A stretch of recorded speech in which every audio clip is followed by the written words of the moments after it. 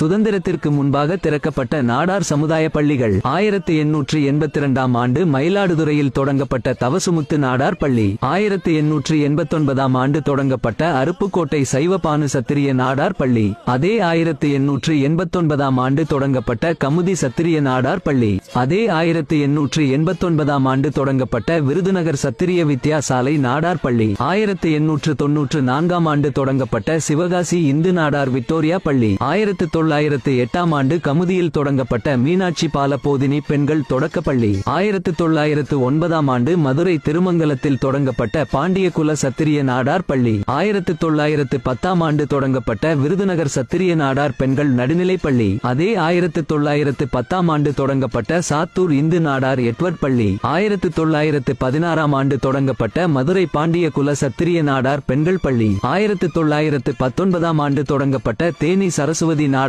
தொடக்கப்பள்ளி.